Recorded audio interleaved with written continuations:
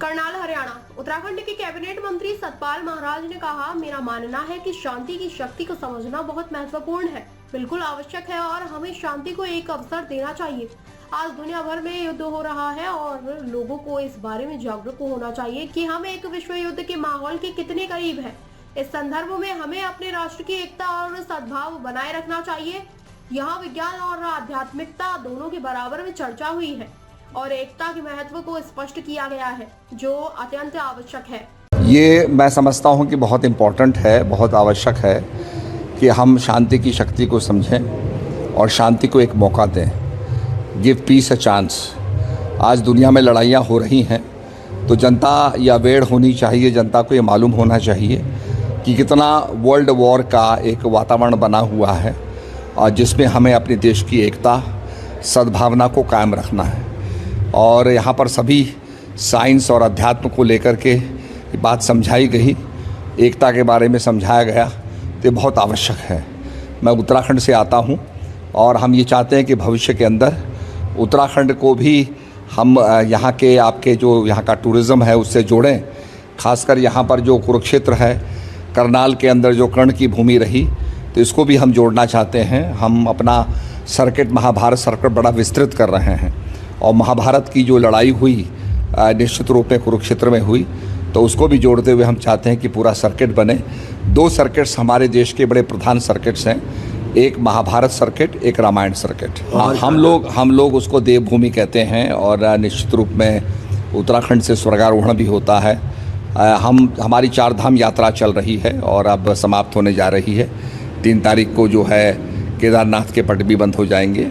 पर वैकल्पिक जो हमारे शीतकालीन जो हमारे धाम हैं, जैसे यमुनोत्री के अंदर यमुनोत्री की पूजा खरसाली में होती है, गंगोत्री की पूजा मुखबा में होती है, केदारनाथ की पूजा ऊखीमठ में होती है और बद्रीनाथ की पूजा जो है आपके पांडुकेश्वर और जोशीमठ में होती है। तो ये शीतकालीन स्थान बन जाते हैं जहाँ पर पूजा होती हैं।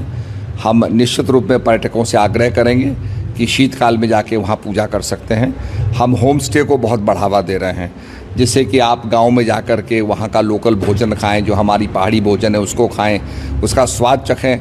और निश्चित रूप में हमारे यहाँ मिलेट्स का बड़ा प्रयोग होता है, जिसको माननीय प्रधानमंत्री जी ने श्री अन्न कहा है, तो उसका हम बड़ा उपयोग करते हैं। तो हम चाहते हैं कि मंडवे की रोटी और हमारे यहाँ एक नेटल ग्रास होती है जिसको बिच्छू घास कहते हैं, उसकी सब्ज़ी बनती है, बहुत टेस्टी होती है। तो हम चाहते हैं कि लोग जो है होम स्टे में ठहरें और लोकल भोजन का स्वाद लें। आज जितने 5 स्टार होटल्स हमारे उत्तराखंड में खुल गए हैं, सब के अंदर पहाड़ी थाली परोसी जाती है, तो ये बड़े गौरव की बात है। और अभी हमने अपने जो है वर्ल्ड फूड डे में हमने 3-4 पेस्ट्रीज़ हमने लॉन्च की हैं, जिसमें हमारी उत्तराखंड की पेस्ट्री है, गढ़वाली पेस्ट्री है, कुमाऊनी पेस्ट्री है और उसके अंदर हमारी जौनसारी पेस्ट्री है, एक शिखधर पेस्ट्री हमने लॉन्च की है और ये सारी वेजिटेरियन पेस्ट्रीज़ हैं। शिखधर वो व्यक्ति था जिसने माउंट 15 को, जिसको हम एवरेस्ट कहते हैं, उसको नापा, तो अंग्रेज़ों ने उसका नाम तो हटा दिया, वही नापने वाला था, तो हम उसको सम्मान देने के लिए हमने उसके नाम पर एक पेस्ट्री त्रिकोण के अंदर एक कोन, एवरेस्ट की कोन शेप में हमने लॉन्च की है।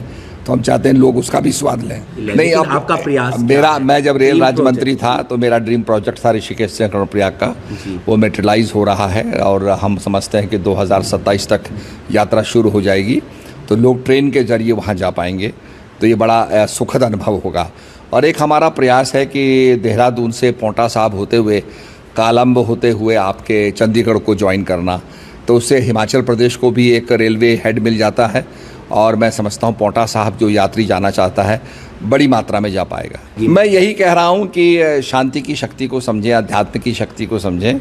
अध्यात्म समन्वय करता है और अध्यात्म की शक्ति से देश मजबूत होता है। हमें सद्भावना का प्रचार करना चाहिए। हम सभी चाहते हैं कि हमारे घर में सद्भावना हो, हमारे नगर में सद्भावना हो, हमारे राज्य में सद्भावना हो और देश में सद्भावना हो। उनके निश्चित रूप में मैं उनको बधाई देता हूँ। बहुत अच्छा उनका प्रदर्शन रहा, उन्हें भगवान के आशीर्वाद से निश्चित रूप में सफलता प्राप्त हुई है।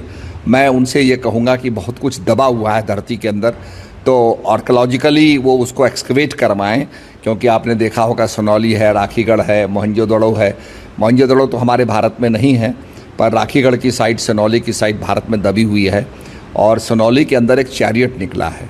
तो हमको ये बताया गया, आपको पता है, बताया, हिस्ट्री ये बताई गई कि साहब जब आर्य आए तो अपने साथ घोड़े लाए, भारत में घोड़े नहीं थे। आज ये सनौली साइट के अंदर जो वहाँ रथ निकला है वो घोड़े का ही रथ निकला है और 5000 साल पुराना निकला है, जब आर्य यहाँ नहीं आए थे। तो इसका मतलब घोड़े यहाँ होते थे और अश्व का यहाँ जो है चैरियट का होना बहुत ज़रूरी है।